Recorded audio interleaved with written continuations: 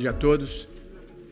É muito prazer, muita honra de estar aqui e de compartilhar algumas ideias e algumas reflexões sobre esse tema, a revolução do novo, a transformação do mundo, política, economia e valores éticos no início do milênio. Em 1978, eu estava na faculdade e era editor de um jornal acadêmico, e eu escrevi com aquela convicção que só a juventude proporciona um artigo que se chamava Socialismo e Liberdade. E nesse artigo eu dizia: o mundo caminha inelutavelmente para o socialismo. De lá para cá, desfez-se a União Soviética, caiu o Muro de Berlim, abriram-se todas as economias da Europa Oriental e até a China já pratica capitalismo selvagem. De modo que, diante dessa minha primeira e frustrada incursão no mundo da vidência, eu havia abandonado esse ramo de atividade e passei a me dedicar à prática um pouco mais segura de comentarista de videotape. Depois que acontece, eu geralmente compareço, digo como foi e não costumo errar o resultado. Provavelmente, não sabendo desse meu passado que condenava, a revista Veja e a revista Exame me convidaram para este evento em que nós vamos tentar pensar alguns desdobramentos e alguns desenvolvimentos para o futuro. Eu devo dizer que, apesar desse fracasso inicial, eu aceitei com muita honra o convite do André Petri. Quando eu recebi o convite, eu estava lendo um livro que se chamava Seven Brief Lessons on Physics, do Carlos Rovelli. É um livro que promete esclarecer de uma forma inteligível os grandes conceitos da física. E eu já tinha lido o capítulo sobre a teoria da relatividade e já tinha lido o capítulo sobre mecânica quântica, e devo confessar que eu estava mais confuso do que jamais estivera. De modo que o convite me permitiu deixar esse livro de lado um pouquinho e fazer outras leituras, de modo que a minha autoestima foi preservada, e eu, de fato, queria agradecer esse convite e começar dando crédito a um autor que é um pouco o marco de partida dessa nossa conversa, que é, de certa forma, um best-seller do momento, que é o Yuval Noah Harari, que escreveu um livro extraordinário chamado Sapiens. Como é um livro em que a gente vai pensar o futuro, eu achei que era um bom ponto de partida identificarmos de onde começamos. A Terra tem 13 bilhões e meio de anos, desde o Big Bang, surge o universo, surge a Terra. Os primeiros vestígios de vida orgânica remontam a 4 bilhões e meio de anos atrás. Os mais remotos antepassados do homem estão a 2 milhões e meio de anos, e os nossos antepassados mais diretos, o Homo sapiens, remontam a uma linhagem de 70 mil anos atrás. A escrita surge em mais ou menos 3.500 a.C. Até então, todas as grandes obras da humanidade eram transmitidas por via oral, desde a Bíblia hebraica, passando pela Ilíada, passando pelo Mahabharata, tudo por transmissão oral. E o Harari identifica 3 grandes revoluções que marcaram a vida da humanidade. Eu queria pedir desculpas aqui, eu sou, depois da apresentação do Walter Longo, totalmente sofisticada, eu sou um tipo analógico ainda e queria pedir desculpas. Eu quase não fiquei, eu vi na apresentação do Walter, eu falei para o Petri, acho que eu vou embora e vou estocar comida, porque a vida vai ser um perigo. Mas o final dele foi otimista, de modo que eu fiquei reassured. Mas o Harari identifica 3 grandes revoluções na história da humanidade. A primeira, há 70 mil anos atrás, que foi a Revolução Cognitiva, quando o homem começa a desenvolver a sua capacidade de comunicação. A segunda grande revolução foi a Revolução Agrícola, há 10 mil anos atrás, quando o homem passa a dominar as técnicas de plantio e deixa de ser nômade e passa a ser sedentário. E a terceira e grande revolução, que de certa forma ainda está em curso, embora haja alguma coisa nova acontecendo, é a Revolução Científica, que começa ali na virada do século XV para o século XVI, já da Era Comum, uma trajetória que talvez comece com Nicolau Copérnico e vá até a chegada do homem na Lua, passa pelo Iluminismo, até chegar a esse mundo todo interligado por computadores. Nós éramos, em 1500, 500 milhões de pessoas e hoje somos 7 bilhões. Essas as 3 revoluções que ele identificou: cognitiva, agrícola e a do conhecimento. E acho que todos nós temos a percepção ou a sensação de que nós estamos nas vésperas, ou talvez no meio, no epicentro, de uma nova revolução, que é a revolução digital, a revolução do novo, e é um pouco sobre ela que pretendo conversar nessa minha exposição, que eu dividi em 3 partes. Na primeira parte, gostaria de fotografar como nós terminamos o século XX, quais foram os valores vencedores do século XX.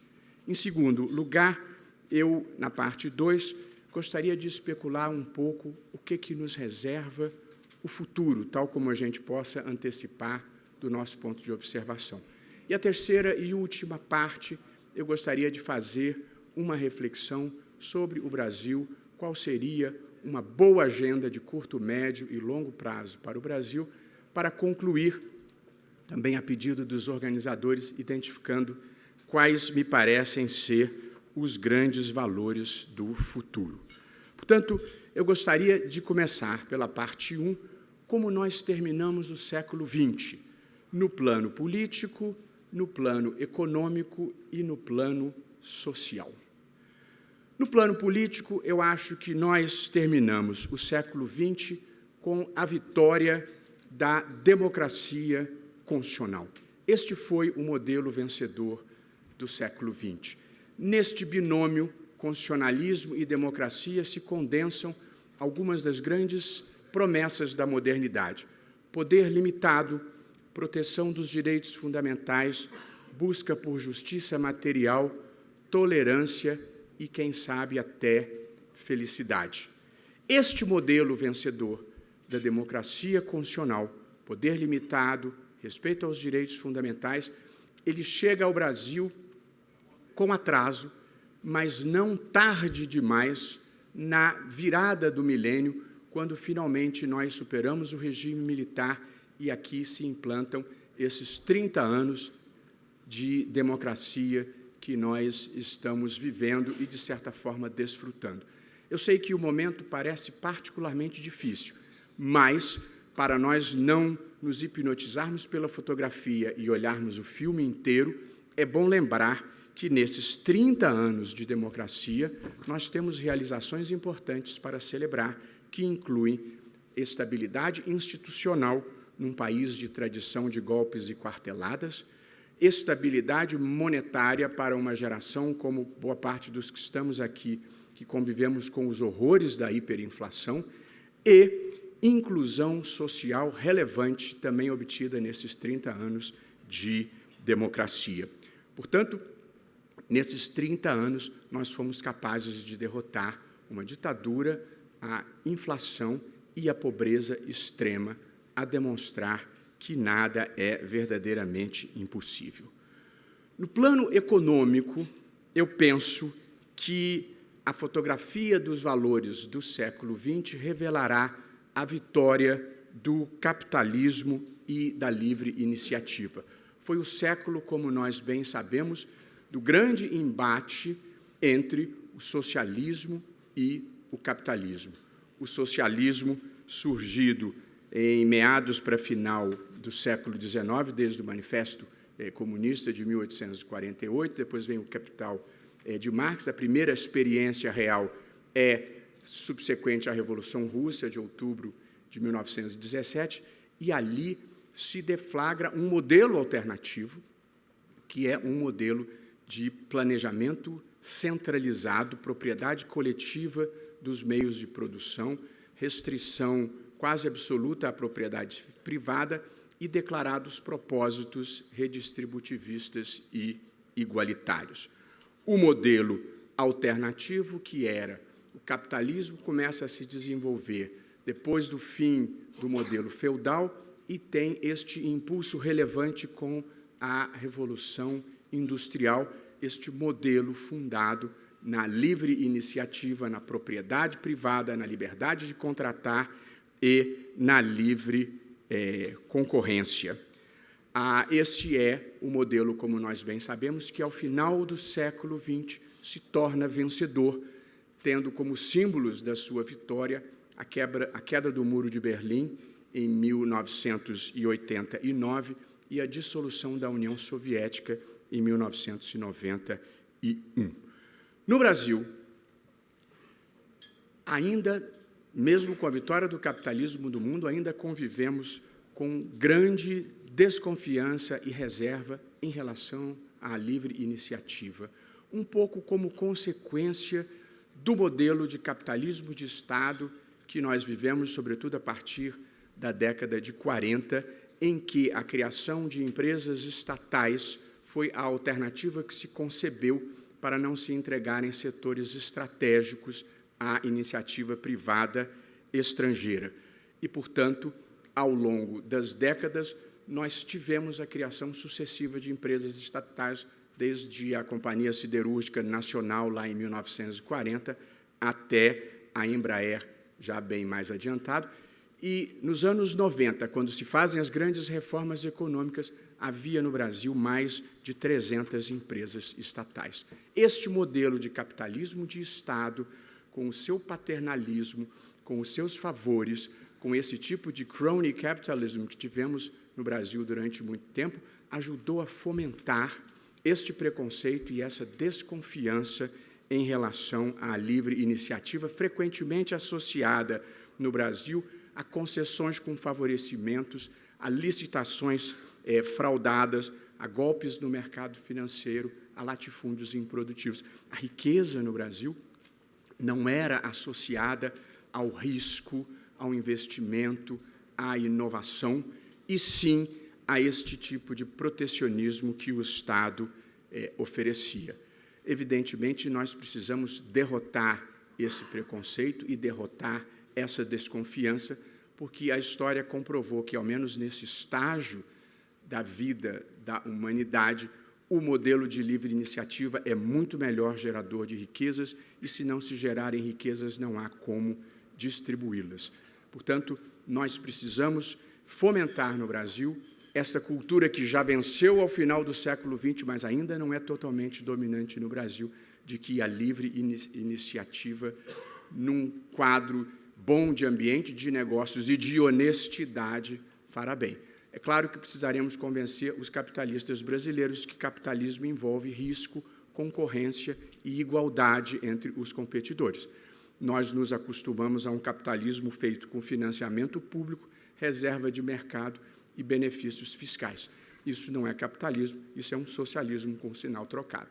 Portanto, na virada para o novo milênio, eu acho que é preciso estimular no Brasil esta fórmula de produção econômica que é a livre iniciativa. E, por fim, terminando a foto do século XX, nós temos a prevalência da ideia de que é preciso a busca por justiça social. O Estado tem deveres redistributivistas e o capitalismo, como bem sabem, enfrentou a ascensão do socialismo, se redimensionando e reconhecendo uma série de direitos sociais, inclusive salário mínimo, jornada máxima de trabalho, repouso remunerado e férias. Os capitalistas souberam ler Marx e recondicionaram o modelo capitalista de modo a que ele reconhecesse direitos sociais, e o mundo, ao longo do século XX, ele consagrou a ideia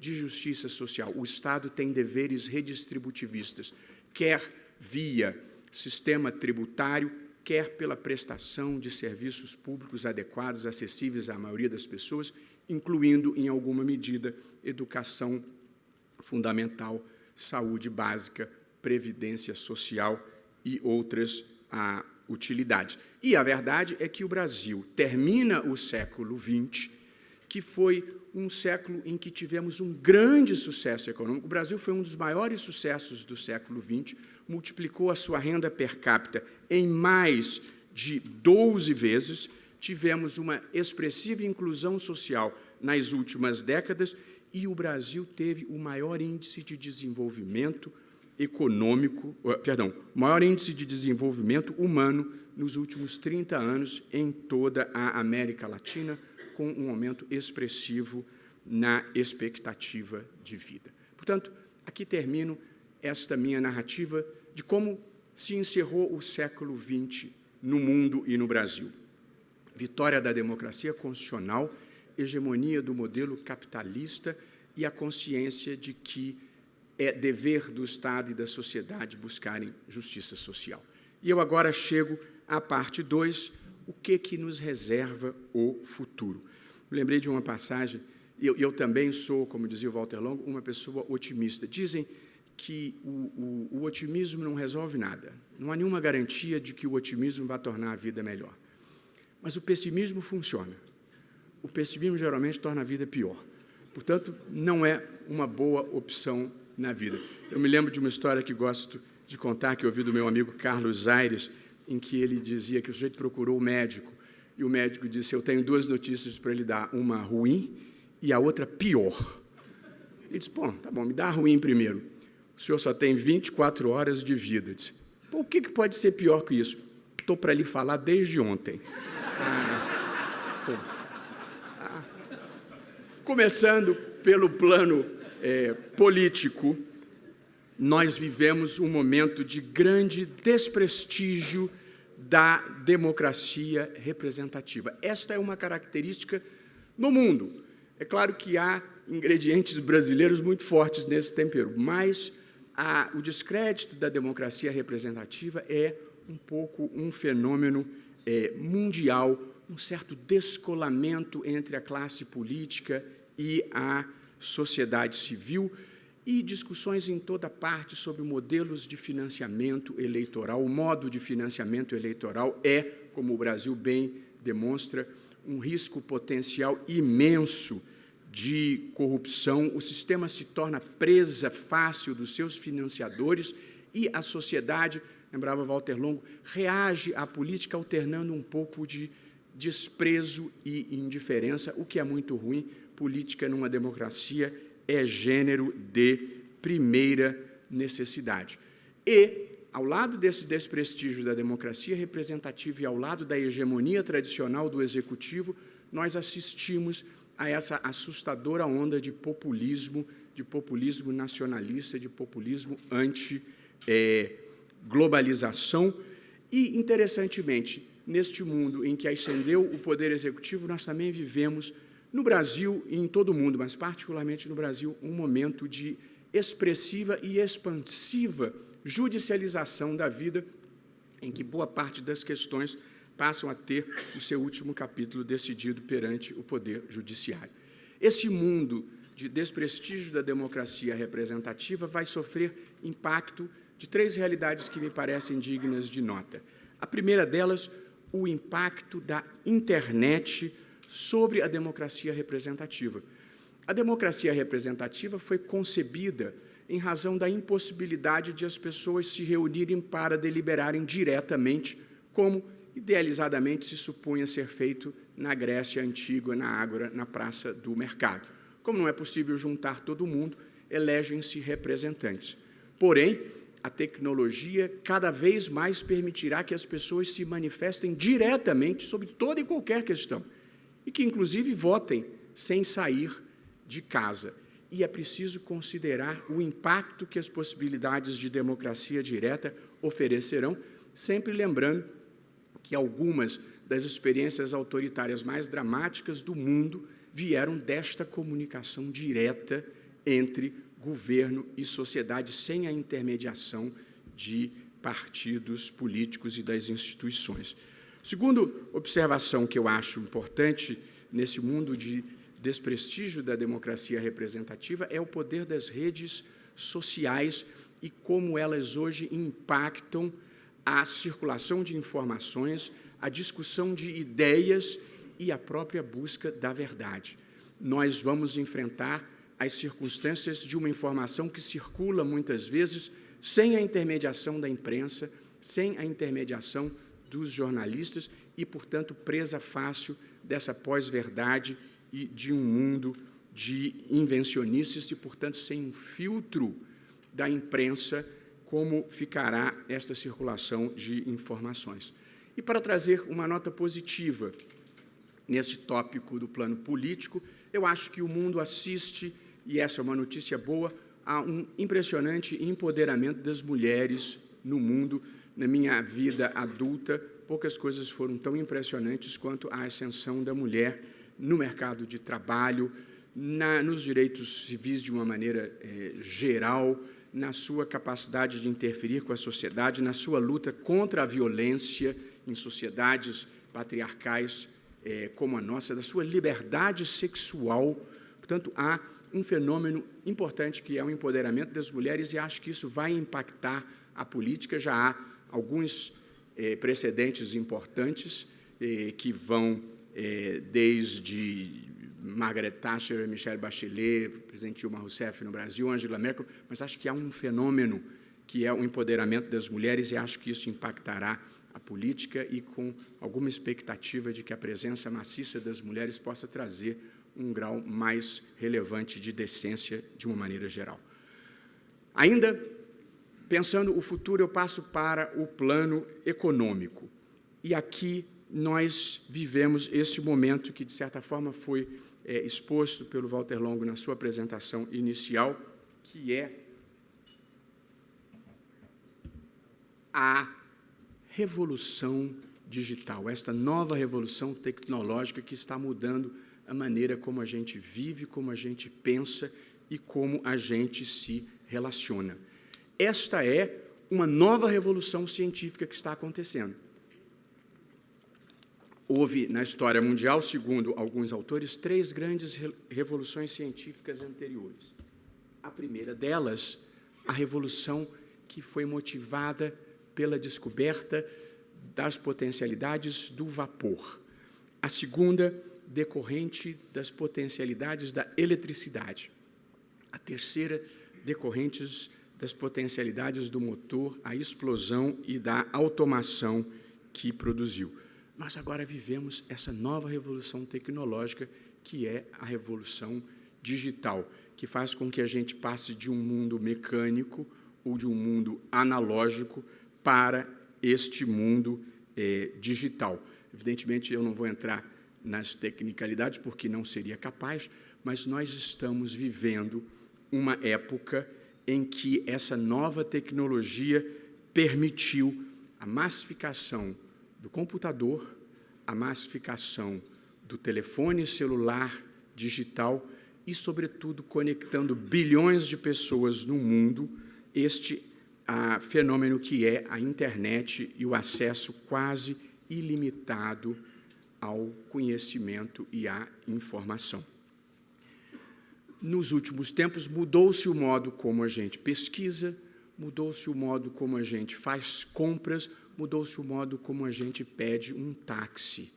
Nós incorporamos um novo vocabulário, uma nova semântica, uma nova gramática, que inclui uma linguagem toda nova, sem a qual, no entanto, nós já não conseguiríamos viver. Eu tentei fazer uma listinha aqui dos termos que recentemente se incorporaram às nossas vidas.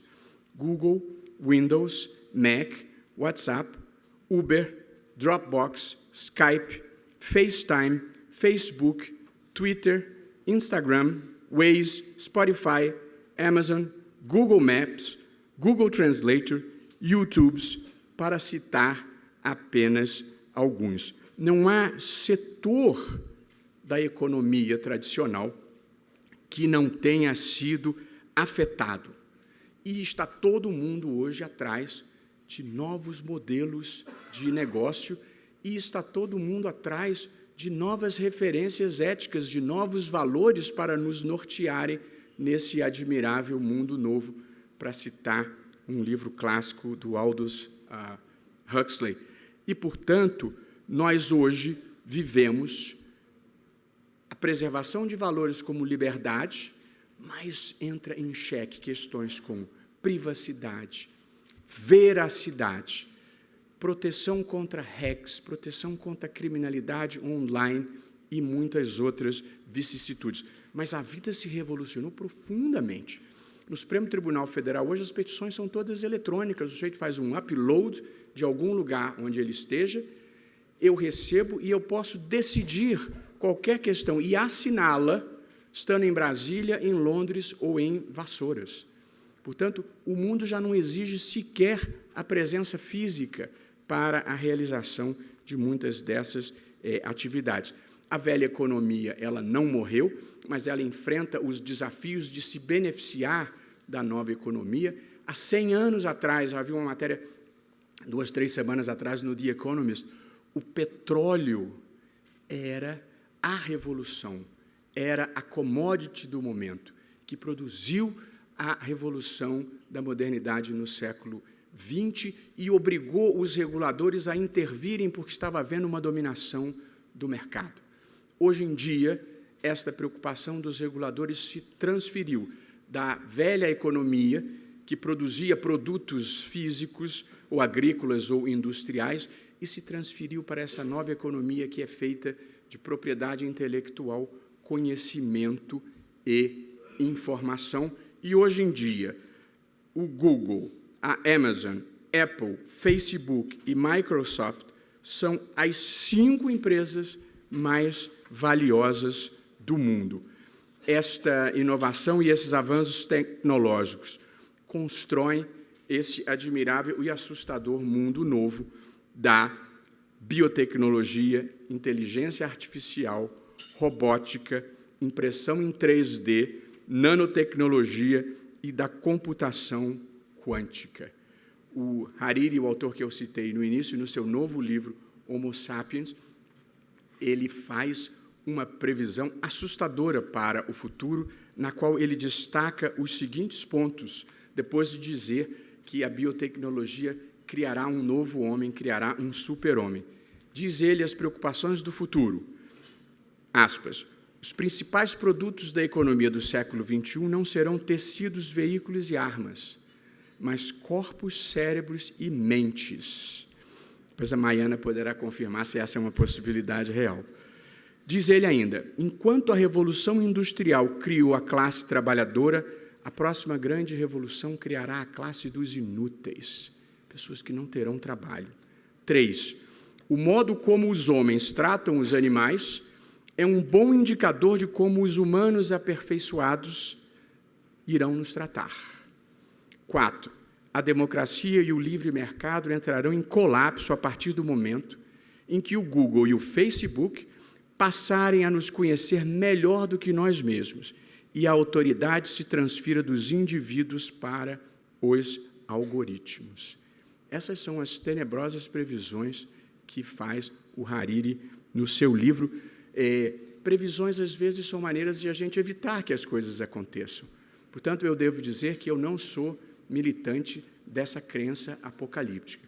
Sou militante de uma crença diversa, que vem de Tomás de Aquino, passa por Kant e Hegel, de que a história é um fluxo contínuo na direção do bem e no aprimoramento da condição humana. E acho que, olhando em retrospectiva, nós poderemos ver que nós viemos de tempos de aspereza, de tempo de brutalidade, a um tempo em que o discurso central, ainda quando não a prática, é da proteção dos direitos humanos. Portanto, eu acho que a história avança e avança para bem. De vez em quando é preciso empurrá-la um pouquinho para colocá-la nos trilhos, mas eu era um leitor de Fernando Sabino na minha juventude e diria que, no final, tudo acaba bem. Se ainda não está bem, é porque não chegou ao fim. E, por fim, no plano social, nós vivemos a era do reconhecimento, a era da sustentabilidade e a era da justiça intergeracional. Eu vou ter que abreviar, porque está se aproximando o momento em que eu desejaria terminar, mas este é um momento em que, sem tirar da agenda a busca por justiça social, nós tivemos e estamos tendo importantes avanços na ideia de igualdade como reconhecimento para a proteção de mulheres que não são uma minoria, mas são um grupo vulnerável, negros, homossexuais. Nós estamos desenvolvendo uma cultura importante da sustentabilidade. Walter falava disso mais cedo, de que uma geração não tem o direito de exaurir os recursos para que a próxima geração também desfrute de uma vida boa e de uma vida digna.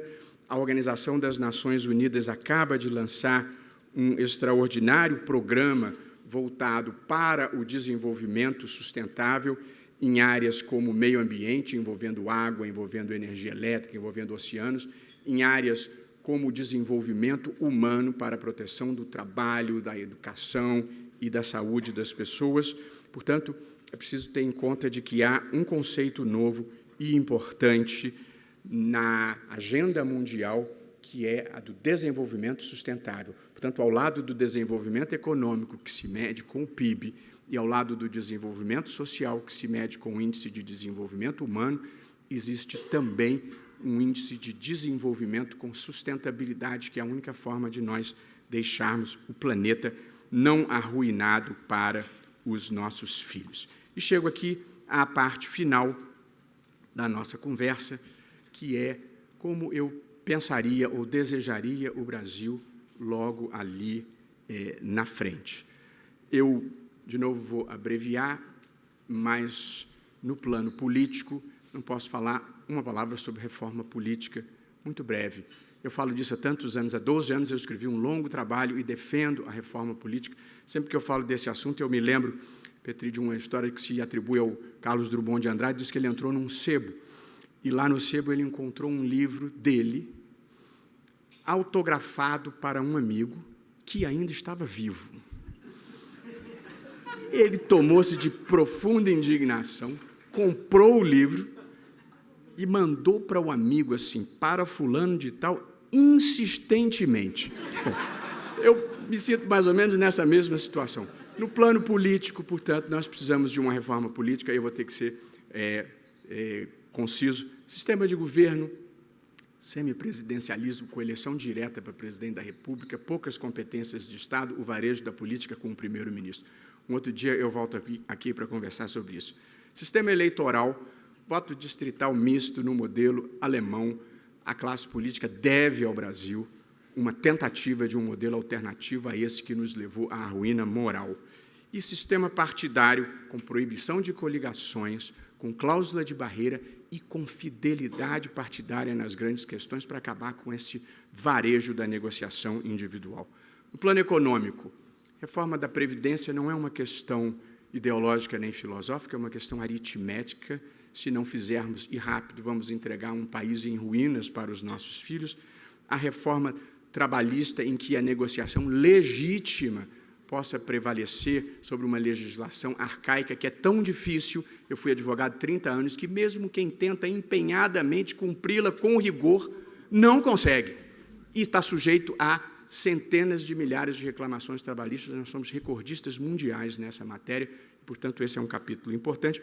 E uma reforma tributária voltada para a simplificação e para um sistema que seja menos regressivo do que é o nosso, fundado essencialmente em tributação indireta.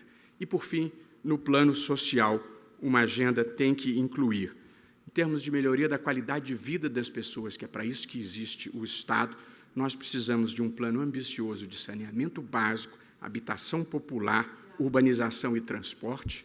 2, meio ambiente, desmatamento zero na Amazônia, com uma política de compensações pela preservação da floresta. É preciso... Eu estudei economia no começo da minha vida, eu tinha um professor que perguntava assim, quando é que a gente deve cortar uma árvore? E, no final do curso, ele respondia, quando seja economicamente interessante cortá-la. Portanto, nós temos que ter uma política que torne desinteressante cortar as árvores. Tem que ser mais interessante preservar. E eu acho que o Brasil e o mundo tinham que compensar a Amazônia pelo interesse que todos temos de preservar a floresta. Também isso merecia, por si só, uma discussão. E, por fim, em matéria de educação, tendo que pular muitos capítulos, um novo modelo de ensino superior e de universidade pública nos seus propósitos, privada no seu financiamento, com gestão profissional, professores recrutados em todo o mundo, aulas em português, inglês, espanhol e francês. É preciso, nós estamos atrasados nessa matéria e precisamos avançar. E aqui concluo com os valores fundamentais. O pedido foi que eu falasse sobre os valores fundamentais para o futuro.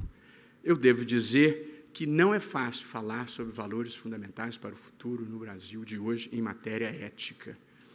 O país está devastado do ponto de vista ético e com a autoestima baixa, porque a corrupção que aconteceu no Brasil não foi uma corrupção pontual, não foram pequenas fraquezas, não foram pequenas falhas humanas.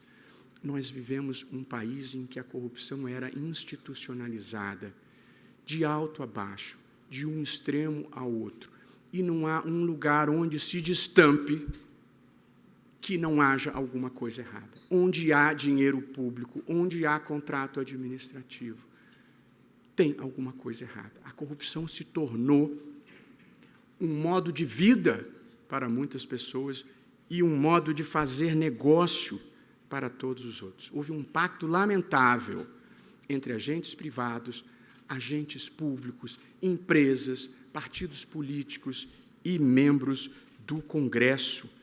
Gente que se acostumou a viver com o dinheiro dos outros, com dinheiro público, com dinheiro do povo brasileiro, dinheiro que não foi para a saúde, dinheiro que não foi para a educação, dinheiro que não foi para transporte, dinheiro que não salvou vidas.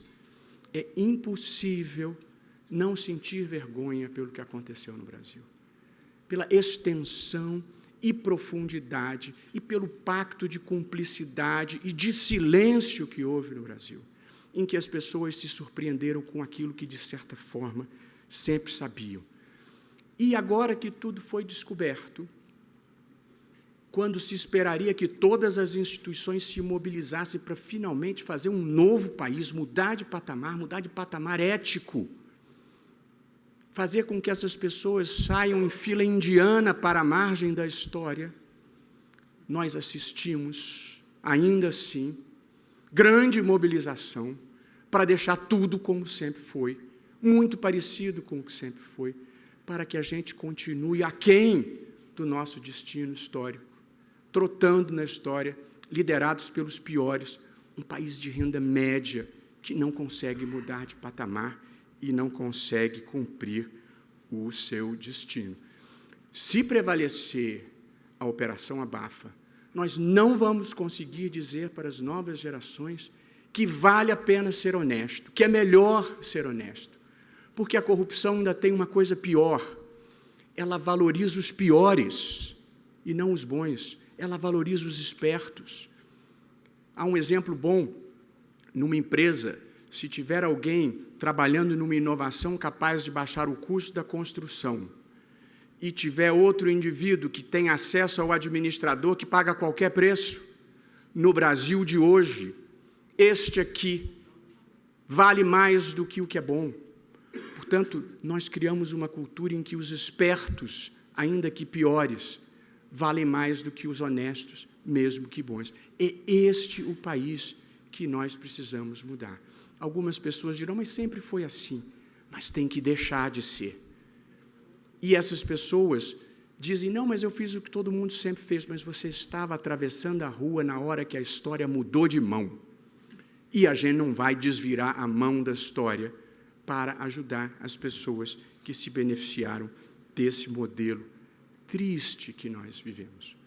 Um país triste e desonesto, em que mesmo as pessoas que não precisavam faziam desonestidades, se introjetou na cultura, vou ganhar um troco a mais. Às vezes podia fazer honestamente e desonestamente, as pessoas passaram a escolher fazer desonestamente porque nada acontecia.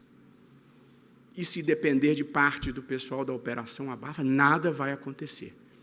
E aí tudo vai continuar como sempre foi, e nós vamos ter passado por tudo isso em vão. É preciso que o custo moral e econômico que nós estamos passando signifique um novo começo, um começo com gente nova, ideias novas, uma política que atraia gente que não tenha o vício de viver com o dinheiro dos outros. Quais são os grandes valores que eu considero do futuro? São os mesmos de sempre, os valores fundamentais da história da humanidade.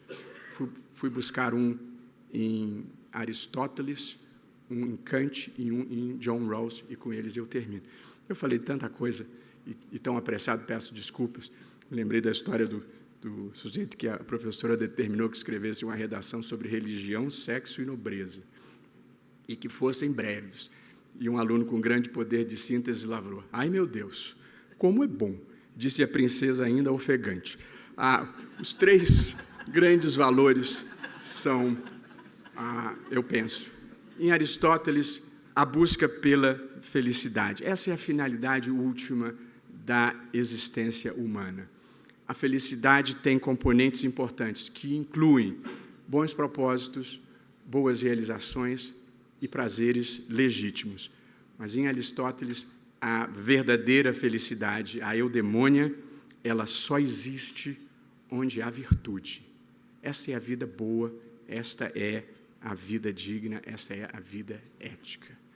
O segundo grande valor é o respeito ao outro, é a preocupação com o outro, que se materializa, talvez, numa versão laica, que é da regra de ouro, que é um imperativo categórico kantiano. Primeiro, ninguém nesse mundo é um meio para realizar fins dos outros. Todas as pessoas são um fim em si mesmo. Cada uma delas deve agir como se a máxima da sua conduta pudesse se transformar numa lei universal. Parece complicado, mas é simples. A vida, diante de dúvida, deve ser equacionada com 2 perguntas. E se todo mundo fizesse assim? Ou se fizessem isso comigo? E, em terceiro lugar, a realização da justiça. A justiça está para a alma, como a saúde está para o corpo. A justiça faz parte da vida, a justiça nos faz bem. Quando a gente vê alguma coisa ser resolvida da maneira justa, correta e legítima, a nossa alma fica feliz. Qualquer pessoa normal é assim. Portanto, a justiça é o terceiro grande valor.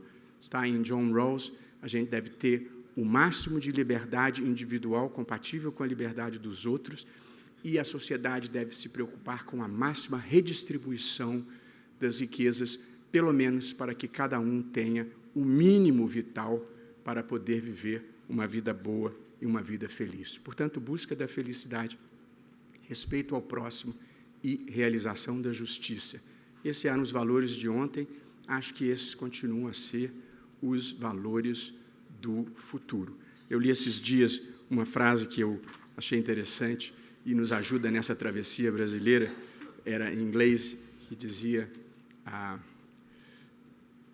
to live is not to wait for the storm to pass. To live is to learn to dance in the rain. Viver não é esperar a tempestade passar. Viver é aprender a dançar na chuva. E, para concluir com uma frase que eu vi numa saudação de um presidente de centro acadêmico, mas achei feliz a frase, ele disse: professor, eu não quero viver em outro país. Eu quero viver em outro Brasil. Obrigado.